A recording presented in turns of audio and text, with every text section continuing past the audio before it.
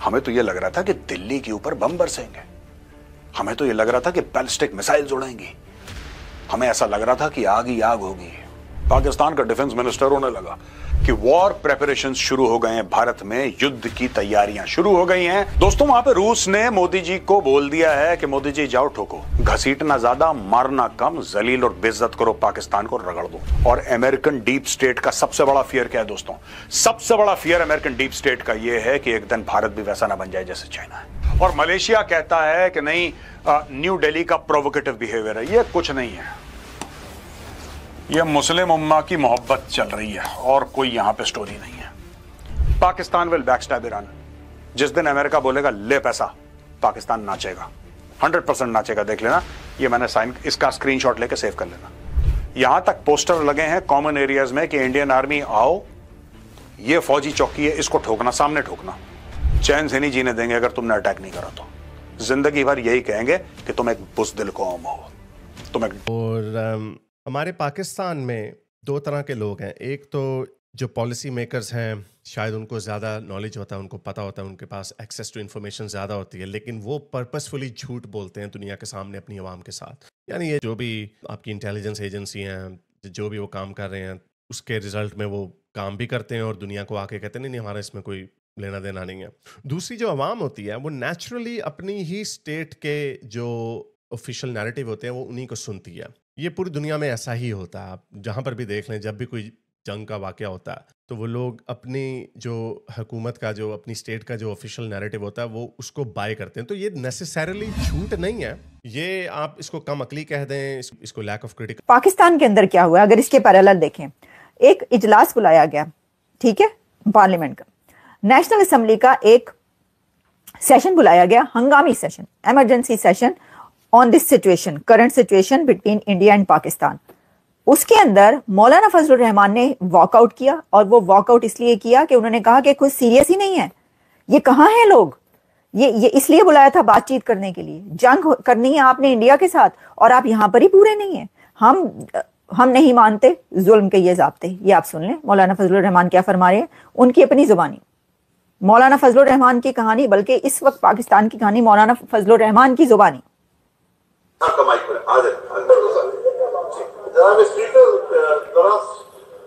आज आपने इजलास बुलाया है और ऐसे हालात में बुलाया है जहां पाकिस्तान इस वक्त महाद जंग पे खड़ा है और इस वक्त गैर संजीदगी देखी जा रही है कि कोई भी जिम्मेदार शख्सियत यहाँ मौजूद नहीं है, फर्स्ट तो अव्वल का आखिर खाली है।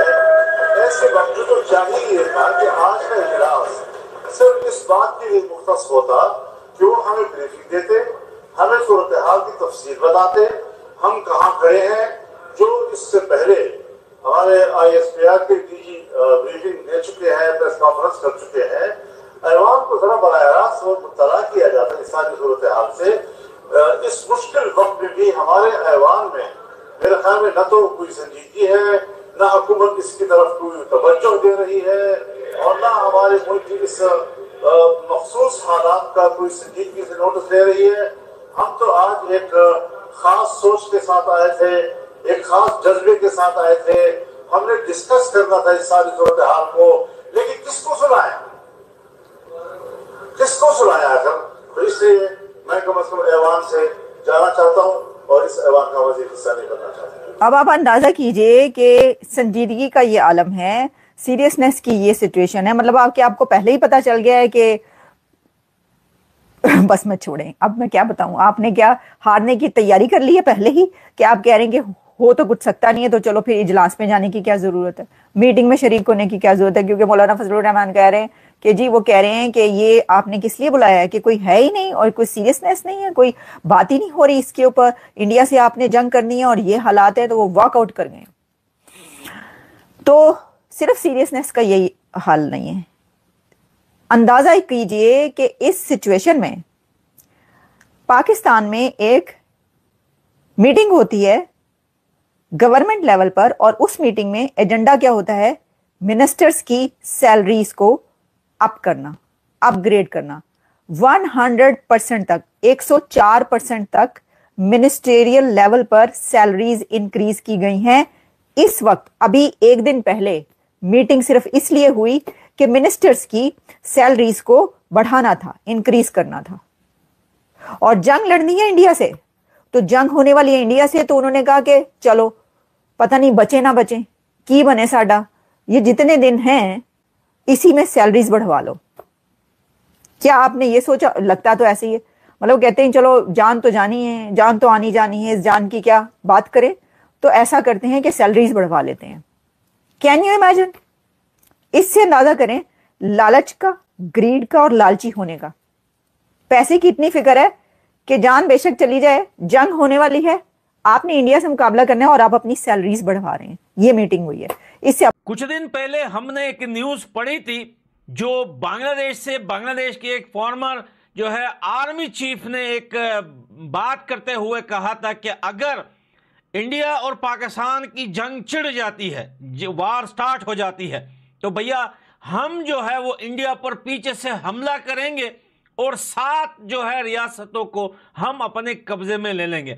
आज ये बात बड़ी खुल के सामने आई है। जो बांग्लादेश के जो है कुछ जो एक्स आर्मी चीफ थे या आर्मी के बंदे थे, उसमें जियो पॉलिटिक्स के बंदे भी थे, वो बैठकर ये बात आज खुले आम कर रहे थे कि नॉर्थ ईस्ट का जो साइड है ये कंप्लीटली हम इंडिया से काट देंगे। देखिए ये बातें तो बांग्लादेश ने बहुत पहले भी की है और हमेशा ये बातें करता है बांग्लादेश।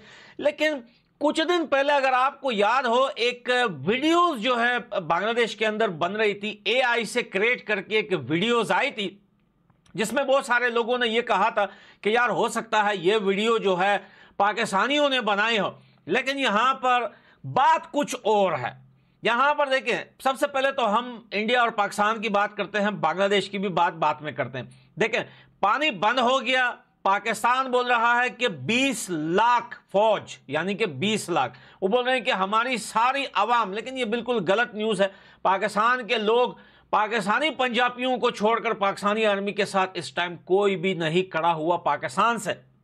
लेकिन वो बोल रहा है कि 20 लाख की फौज जो है वो हिंदुस्तान से लड़ने के लिए तैयार है। भाई आप 20 लाख बंदों की बात कर रहे हो, 150 करोड़ आवाम है इंडिया के अंदर, उसके आगे ये तुम्हारे 20 लाख कोई मायने नहीं रखती। 20 करोड़ हो तुम लोग, 20-25 करोड़ हो, जितने भी हो, ये कोई मायने नहीं रखती हिंदुस्तान के आगे।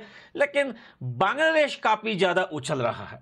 क्या यह समय आ चुका है बांग्लादेश को जवाब देने का? क्योंकि कल मैं एक न्यूज और पढ़ रहा था, अदानी की तरफ से जो है वो पावर सप्लाई बांग्लादेश के ऊपर कंप्लीटली काट दी गई है और उसमें कहा था कि भैया 7,200 करोड़ मेरे ख्याल से वो बिल चढ़ा हुआ है बांग्लादेश के ऊपर। उन्होंने कहा जब तक ये पैसा नहीं भरोगे तब तक पावर सप्लाई नहीं मिलेगी। भैया तुम नॉर्थ ईस्ट को काटोगे, हिंदुस्तान से तुम उस पर कब्जा करोगे। भाई जो जमीन पे तुम लोग रह रहे हो, तुमसे वो कंट्रोल नहीं हो रही।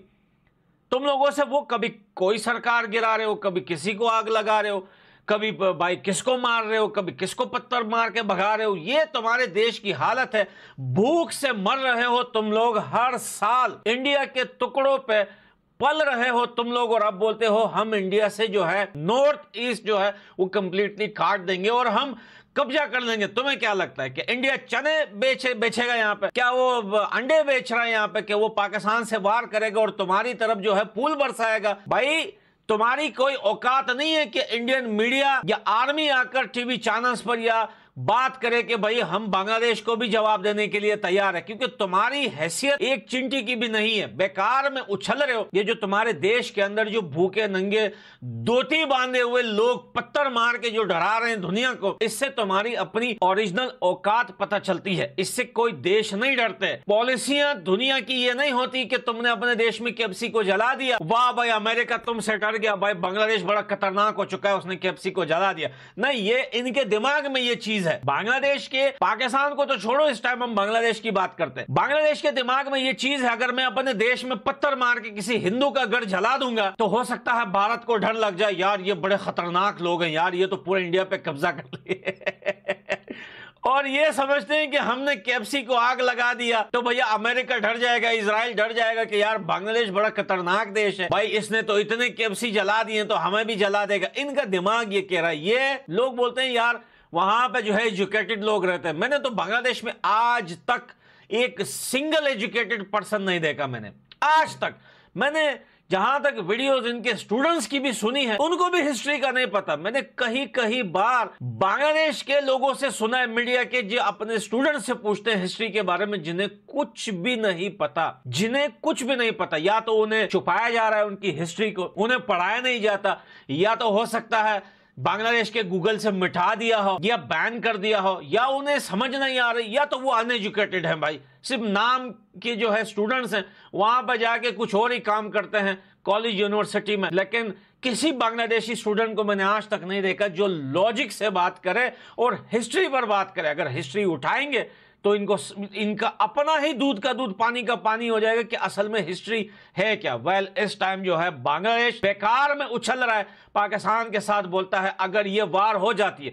देखिए, इसमें भी कहीं ना कहीं पाकिस्तान की हाँ मिली हुई है, क्योंकि पानी तो बंद हो गया, अब पाकिस्तान में आएगी खुश्क साली बोलते हैं या खुशकाली बोलते हैं पाकिस्तान में तो हो गई खुश्क साली या खुशकाली, जो भी है भाई मुझे कंफर्म नहीं पता। अब पाकिस्तान जो है वार के लिए पहला कदम तो बढ़ा नहीं सकता। पुस्की तो इसने मार देती, तुम पानी बंद करके देखा तुम्हारा खून बहाएंगे, पानी बंद हो गया, ना खून बह रहा है ना खून बहाने वाला दिख रहा है, क्योंकि भाई उनकी पहले से पटी पड़ी है, वो घर में बैठ के पुस्कियां नहीं छोड़ सकते। अब बांग्लादेश के लोगों को बुलाकर चैनल्स पर उनसे ये बातें कहलवा करके भैया बस तुम इतना कह दो, बाकी काम हमारा है, तुम सिर्फ हिंदुस्तान। असल में मसला क्या है, पाकिस्तान पता है कौन सा काम कर रहा है? गीदड़ और शेर की कहानी तो आपने सुनी होगी ना, कि हमने कई किताबों में ये कहानी पढ़ी है कि जब भी शेर जो है गीदड़ को खाने जाता है या गीदड़ पे हमला करने जाता है तो गीदड़ कहानियां सुनाता है।